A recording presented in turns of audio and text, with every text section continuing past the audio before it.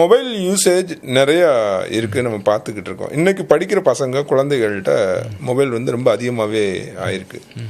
அது தவிர்க்கவும் முடியலை. இப்போ நீங்கள் மொபைல் பார்க்காதீங்க நம்ம பிடிங்கி வச்சா கூட ஸ்கூலில் ஹோம்ஒர்க்லேருந்து எல்லாமே மொபைல் மூலமாக தான் வருது.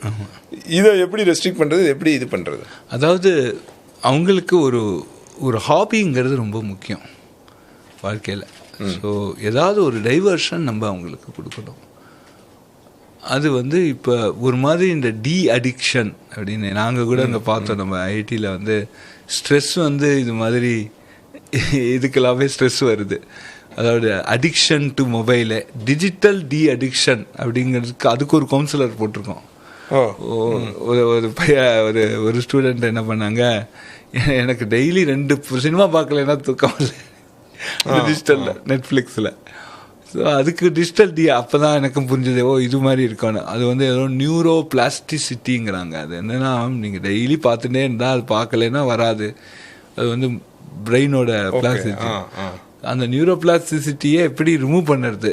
அது ஏன்னா பார்க்கலன்னா ஒரு மாதிரி ரெஸ்ட்லெஸ் ஆயிடுறாங்க. அது மாதிரி ஆயிடுறது ஒரு ஸ்டேஜ் வர வர. இப்போ நிறைய பசங்க அந்த மாதிரி ஆயிடுறாங்க. கேம், மொபைல் கேம் விளையாட முடியலை அப்படின்னா அதான் ஒரே ஒரு வெறி வந்து அது மாதிரி குழந்தைகளுக்கு அது மாதிரி ஆயிடுது.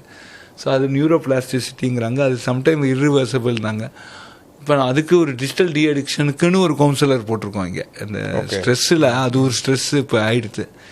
ஸோ கூடிய வரையில் மொபைல் ஃபோனை குறைச்சலாக யூஸ் பண்ணணும் அப்படின்னு. இப்போ மொபைல் ஃபோனில் எங்களுக்கு நீங்கள் பசங்களுக்கு அசைன்மெண்ட்டு அதெல்லாம் வருது, அது ஒரு பக்கம். இந்த ஸ்கூலில் வந்து இந்த அசைன்மெண்ட்டை வாட்ஸ்அப்பில் அனுப்பணுங்கிற நிர்பந்தம் இல்லை. அவங்க கொண்டு நிறையா ஸ்கூல்ஸில் மொபைல் உள்ளே விடுறதில்ல. ஓகே, நிறைய ஸ்கூல்ஸ்ல இல்ல, ஸ்கூல்ல அவாய்ட் பண்ணிடுறாங்க. பட் ஆனா ஹோம் ஒர்க்ல நான் இப்ப சொன்னேன் அசைன்மெண்ட்ஸ் மாதிரின்றத அதெல்லாம் அப்பா அம்மா காமிச்சு அவங்க பிரிண்ட் அவுட் எடுத்து கொடுக்கணுங்கிற ஒரு கண்ட்ரோல் வரணும்.